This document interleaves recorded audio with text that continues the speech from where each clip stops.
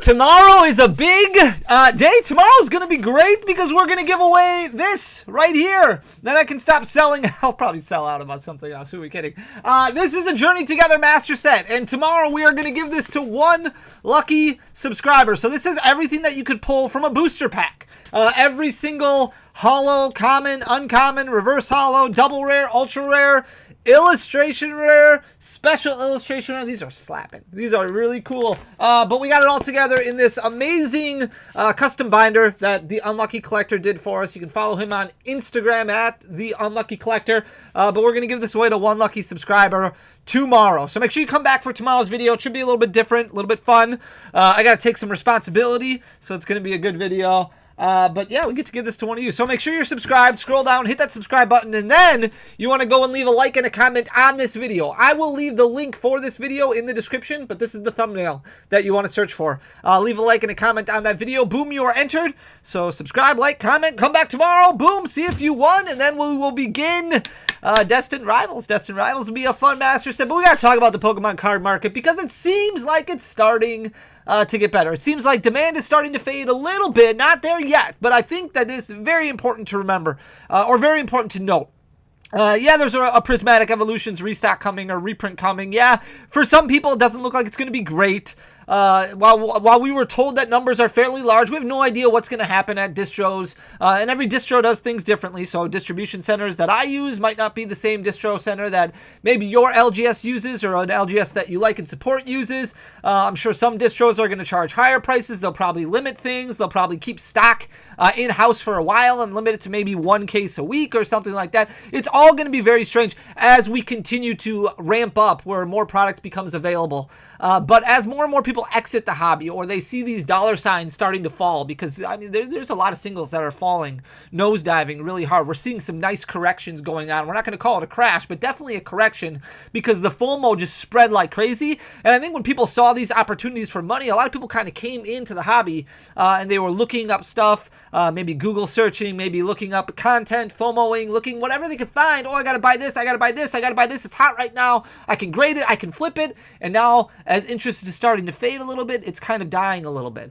And still Pokemon all-time high as far as demand goes. I think it's still really, really big. But I think it's also important to remember that maybe some of those people who were coming in for the reason specifically just to make money aren't getting the money that they were expecting. So maybe now they're starting to leave a little bit, and that just provides additional opportunity. So even any restock, no matter how big or small it is, any restock provides additional opportunities. And when you keep providing additional opportunities, but the people who are looking to pay market prices are slowly starting to leave, that just presents more opportunities than double the amount of opportunities for people who are only willing to buy at MSRP or lower. And MSRP for the longest time was high, right? Now we're happy to pay MSRP, and eventually we'll get back to the point where MSRP is going to be like too high again, and it'll all balance out. But in this video specifically, I want to talk about Scarlet and Violet 151, which is great because Scarlet and Violet 151, it just drips with nostalgia, right? Like, it's just a lot of fun to open. It's got great illustration rares, throwback to the original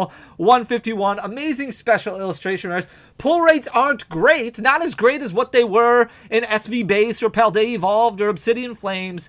Very similar to what we saw in Paradox Rift, but pull rates are still strong enough that they're better than what we saw from like Temporal Forces on. So there's still a lot of excitement about it, and also there's just a lot of demand. A lot of people who don't typically open a lot of Pokemon cards might be like, well, for Scarlet and Violet 151, I'm going to open it, and Pokemon understands that, and because of that, they continue to print this set. I remember Hidden Fates, and this isn't the best example because you can't really compare Hidden Fates to 151 because it's like apples to oranges. They're still two very different sets, but the demand was really there for Hidden Fates, and Pokemon recognized that, Pokemon saw that, and because of that, they printed a lot of in-demand products for a long time. They were reprinting those tins for over a year after the Hidden Fates originally came out, and they produced a very large Hidden Fates ETB reprint about a year and a half, even a little bit more than that, after Hidden Fates came out. So there is still potential here. We're about at a year and a half for Scarlet and Violet 151, and we haven't gotten a giant ETB reprint, so there is still a potential for that happening. I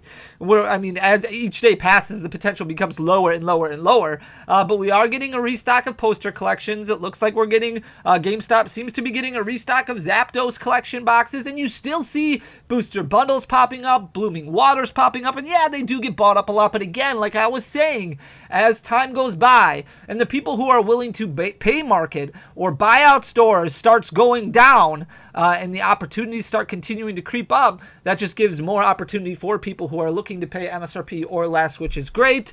It's healing. Things are healing. It's just very slow, and you might not have felt it yet in your area, but it's going to continue getting better, which is great to see. Scarlet and Violet 151 is always going to be a great set.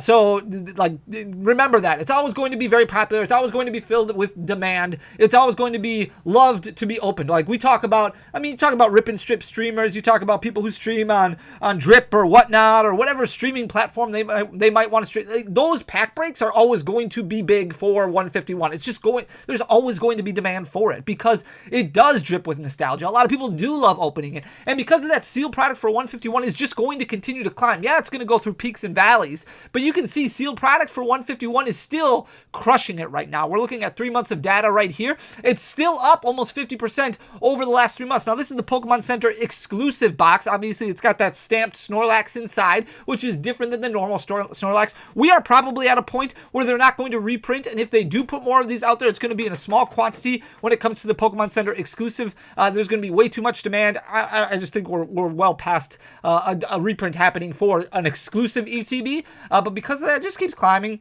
and climbing and climbing, and not super liquid like you can see on every week or so, every few days. There's only a couple selling on a secondary market, but I mean 48%, 49% over the course of 3 months is really strong. And sealed product, that just goes to show you why sealed product outperforms singles and why singles is such a volatile thing to invest in. Singles is really for collectors. If you're somebody who really just likes to collect, you want to collect master sets, you love the way things look, you just want your favorite cards, and that's okay. Like, your favorite cards are going to change. You can still sell. Like, you can still sell down the road. Your favorite cards can change. Like, that's not that big of a deal. I don't want anybody thinking that selling cards is taboo and you shouldn't do anything like that, because your favorite cards and artworks that you love is going to change over time. So if you're somebody who just loves collecting singles, that's great, but you have to be very careful when that FOMO happens. And 151 was a perfect example with all the content that was being recorded. And you watch all these fights breaking out, all these people buying up Blooming Waters, and all of a sudden you've got 151 on your mind and you're looking at buying singles and you might not even realize that you're FOMOing. It's just happening. So 151 sealed, still doing really well. Singles, not so much. It jumped up to 482.46 recently, so that's a 3-month high. That's an all-time high for the Pokemon Center exclusive one. Recently, it was at $323 at the beginning of January, so it's 49%. That's really, really strong growth. Same thing with the normal Elite Trainer box. Now, it has leveled out. You can see it's a little bit more liquid, but it's also relatively cheap compared to the Pokemon Center exclusive one, only selling for about half the price.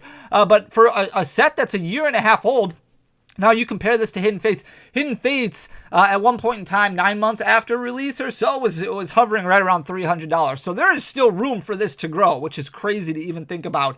Hidden Fates, an ETB that was reselling for, or was MSRP was $50, jumped up on Amazon. It was selling for over $300, you know, like 8-9 months after release. So there is still room for the 151 Elite Trainer box. Unfortunately, beginning of January, this was selling for $158.87. Now it's sitting right around $206. So it's up about 30%. Doing extremely well, and these are a little bit more difficult to find right now. You still see booster bundles, you still see other products that you'll be able to crack packs, but ETBs, they're not popping up as much. Here's the Ultra Premium Collection. You're also not finding this as much. And if you remember, this was widely available for a long time. For some reason, we got a lot of these. A lot of stores did. This like is the capstone product or the more expensive product of 151. And for some reason, they just printed a lot of them. There were 2 waves that came out right around release. And then there was so much left over that they bundled them into Costco deals. Costco was selling them for like $90, you know, like 3, 4, 5 months after release. So there was plenty of opportunity to get 151. A lot of the problem is a lot of people just didn't didn't come back into the hobby until after those opportunities had already passed. So beginning of January, this was already double MSRP at $252.78. It did jump up to $359.71, and now it's backed off a little bit. So it's still up about 37%, sitting at $345.90, still climbing. Still very liquid, still very well, but you can see that liquidity point has dropped off a lot. So really end of March up until now, so the past couple weeks, you're looking at about 10 to 15 selling, as opposed to the 25 to 30 that we're selling. So it's lost about half of its liquid, but also that's a sign of just time's healing. Maybe some people kind of getting priced out a little bit from some of this decision making. Here's the bundles, which are all over the place, and these still sell really well. You can see very liquid. That really hasn't changed at all. This one jumped up, and there hasn't been much movement because it has been restocked so frequently. So there's been restocks all over the place, and then it gets moved on the secondary market. So you might see a day where Amazon restocks a little bit, or Best Buy restocks a little bit, or the Pokemon Center restocks a little bit, and these just keep filtering around on the secondary market. They're not necessarily getting cracked, but they just keep getting filtered all over the place, and because of that, it's not moving, right? It's up, it's basically 10% above and below, and that's where it's operated in, 10%, between $61 and $66 over the past few months, and it probably will continue that way for the next couple months as restocks continue to hit. So very interesting to see the booster bundle, and then you've got the loose packs. So loose packs, obviously 151 being a specialty set, this isn't something that you can just buy loose packs from stores. These have to be cracked down, removed from some item. Like usually it's going to be booster bundles, or it could be, poster collections or those ultra premium collections that we were talking about before. This did jump up a little bit, so it jumped up to about $12.57. It has lost about 12% now over the past 3 months, and a lot more than that over the past couple months, but that's because you are seeing more 151 product kind of hit the shelves. There was a time where all of a sudden distros had some booster bundles in stock that they were sending out to people. They were force allocating, or they would get a restock from Pokemon, so they would send a case out to some of their stores or some of their brick and mortars, and then that just kind of fed the market a little bit more, and because of that, it's dropped down to $9.69, so it's about 12% of a drop over the past 3 months, well more than that over the past month and a half, but this will probably go back up as that stock dries up. Now you might see this come down a little bit more first, so if you're somebody who hasn't opened up a lot of 151 and you want to open up 151, I would maybe kind of monitor this and see where it drops to, because if we do get a decent sized poster collection restock and a decent sized Zapdos collection restock, and you continue to see bundles pop up, you might see this drop down closer to that $8 mark, which I think a lot of people would be okay paying. $8 for 151 is probably still a little bit on the high end, but I think that's as cheap as it's going to get for a long time. And like I said, these are going to continue to be popular for quite some time, and you finally get to a point now where Hidden Fates is probably a little bit too much to crack when it's selling between $20 and $25 a pack,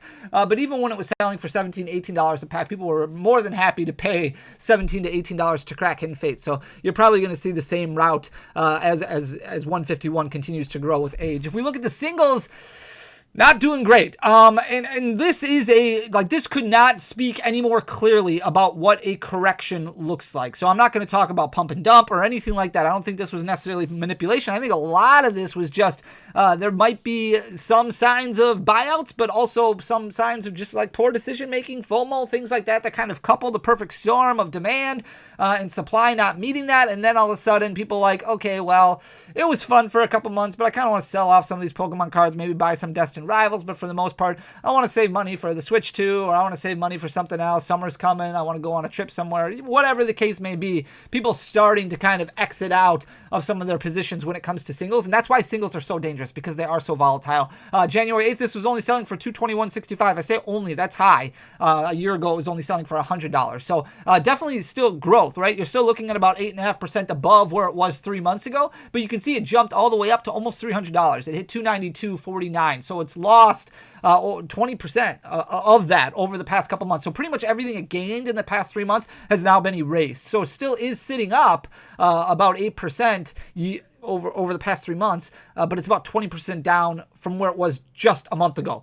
So we'll see what happens over the next month or so as it continues to get opened and more packs kind of hit the market. If this comes down a little bit more, you might see this fall back down to $220 or maybe even $200.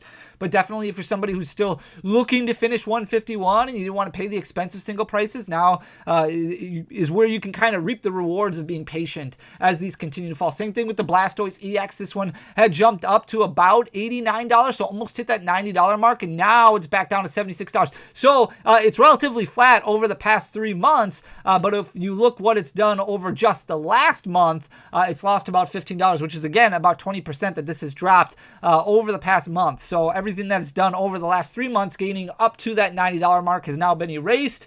And now it's continuing to trend downward. If you look at a year, if we were zooming out here and you look at year data, this is still up year over year. It's still doing just fine year over year. So if you're like, well, I bought this a year ago when it was only $58, like, you're doing great then. That's fine. That's why you don't panic sell or anything like that. Like, that's fine. But it is down 20% over the past month, and I think that is worth noting. Same thing with the Venusaur EX. This was up to $87.85 recently. $66.70 is where it's sitting right now, or 74 cents is where it's sitting right. That's 30% that has dropped over the past month. So if you look 3 months ago, it was sitting right around $75. Continued to climb. That was on its upward trend, and then it did jump up to about $88. Now it's lost 30% of that. It's leveled off a little bit over the last week, and you can see demand is still there, right? It's just correcting itself because demand isn't there at those higher price points, and now there's more inventory being sold on the secondary market, which means people are starting to exit a little bit or not pay as much attention. Maybe they had a position where they did pay only $40 for this card, and they're like, well, I'm fine selling it for $65, and they log in and they're like, oh, now it's $64. Okay, I'll put mine up for $63, and then that's how that secondary market operates. It's just constantly a race to the bottom, and if there's not as much demand to buy at those higher price points, then it adjusts to those lower price points, and that's why it's down 9% over 3 months, but 30% over the past month. Same thing with the Zapdos EX, and you can see a little bit of a buyout happening, which probably thought that it was going to trigger this price increase. It didn't, at least not as of yet. And because of that, it's hovering relatively flat over the past 3 months. It did jump up to about $71. You can see at the beginning of March, and then March 21st, we had that giant buyout that happened, but the prices did not respond, at least not as of yet. And because of that, it's still hovering right around $61. So it's not quite at its lowest point over the past 3 months, but it's close. You're looking at about $3.70 or 3.73% of a loss over the past 3 months, but most of that, like a lot bigger, almost 30% of a loss, of a drop over the past month. Same thing with the Alakazam EX. It is not back to where it was 3 months ago. Beginning of January, it was down to $43. It's about 8% above that right now, 7.21%, sitting at $46.11, but you can see it was up to $56. That's about a 25% drop over the past month. So beginning of March, it was sitting right around $56.21. It's lost about 30% of that, or 25% of that, now sitting at $46.11, and continuing to trend downward a little bit. It was down to $43 back in January. It'll get back to that point, I think, but Alakazam EX also down 25%. Squirtle is starting to begin a little bit of a descent, not as substantial as what we've seen with some of these other cards. Squirtle's holding on fairly strong, which is really interesting, but end of January, it was sitting at $42.64. It did jump all the way up to about $55.72. It is up about 8% still, but it's close. It's kind of in the middle right now of its 3-month high and its 3-month low, and starting to trend downward. Now you can still see demand is there. The liquidity fashion for Squirtle is still there, but it's not quite as liquid as what it was before, which usually means that cards are going to start trending downward. And as more and more gets cracked, especially if it's already trending downward and then you have news that a restock is coming, which means more packs are going to get cracked. That just means more product is going to hit the secondary market, and more duplicates, triplicates are going to be sold, and that's probably going to trend that down even lower. The Charmander has lost everything that it gained over the past 3 months. You can see back in January, it was hovering right around $50. It did go all the way up to $68, and now it's dropped all the way back down to $47.83, which is just barely above its 3-month low of $46.75, which it just recently hit. So, I mean, that's about a $24 drop. So you're looking at roughly 40% that this card has lost over the past month, not even month. So everything again, it took a year to get to that point of $68.16, and then a month for it all to fall apart, where it lost almost 40%. So still above where it was a year ago at this time. Again, I don't want to not draw attention to that. I think that's important to remember that still, this was a $30 card, a year ago. Now it's 46. So you might say, hey, Fanny, it's still up, 70% or 50% from where it was a year ago. Yes, but we're just focusing on the last month right now, really, which is it's down 40%, which is substantial, very substantial. Same thing with the Bulbasaur, which is down almost 2% over the past 3 months, but really over the past month, it's also lost about 25%, going from $52.25 down to $40.71. So again, even with the demand, the liquidity still being there, still selling between 25 and 30 copies, every couple of days. it's dropping substantially and continuing to trend downward, where you don't see these blips, these peaks and valleys as much. Pikachu also kind of doing the same thing. It started dropping a little bit later. You can see demand, liquidity starting to fall off a little bit. The difference between this one is at this lower price point that it's hitting, it's starting to sell a little bit more frequently. So you might see this one level off relatively quickly or start going back up. It might get back up to about $35 or so. Its 3-month low is $31.50. It's sitting at about $34 right now, but now it's starting to gain some popularity again. As you can see, that bar showing the amount sold on every couple days, it's starting to grow a little bit again, which means that at this price point, people are more willing to buy, but not at the price point of $45.65, which is why you see about a 30% price drop over the past month and continue to fall. I think it's going to level out though. The Charizard EX Full Art, this one not doing as well, still relatively liquid. You can see gaining a little bit of popularity again over the past few weeks. It's starting to sell a little bit more, but the price point has fallen dramatically. You're looking at about a $15 drop from where it was at the beginning of February. It was sitting at $48.21. Now it's sitting at $34 or $33.07. So it is lost. You're looking at about $15. That's almost 40% over the past 2 months. So it has really fallen apart over the past 2 months, down about 23% over the past 3 months. So definitely trending downward on that Charizard, and I guess that's the last one that we're looking at. But it's really across the board for a lot of Scarlet and Violet 151 cards, but also a lot of singles in general. Like, you want to talk about cards that have been destroyed. The Arctibax illustration rare from Paldea Evolve. Like, it's tough to kind of sort through the ones that were just manipulated and bought out and the ones that were impacted by FOMO. But like Arctibax, for example, is a perfect example of a card that was clearly just manipulated like crazy. It jumped all the way up to like $60. Now it's back down to $10 for an illustration rare. So as long as you've been patient, now's the time where you can start looking a little bit. Maybe set a budget and see what cards you're missing, what you're willing to pay for them. So they're still up, but definitely over the last month, a lot of cards have taken like 20% hits, which again is a sign that times are starting to heal a little bit. More opportunities are presenting themselves where people aren't necessarily taking advantage as much, which I think is a good thing. So I hope you liked the information. If you did, please hit that subscribe button down below, leave a like, leave a comment. It goes a really long way for the algorithm, but ultimately, thank you so much just for being here and supporting me. You guys are awesome. I love you guys. We'll be back tomorrow to give away this Journey Together master set and also have a little bit different of a video, a lot more positivity going on right now. I'm very, very excited for the future, which is great. And it's all because of you guys. I love you guys. I'll talk to you again tomorrow. Until next time, peace.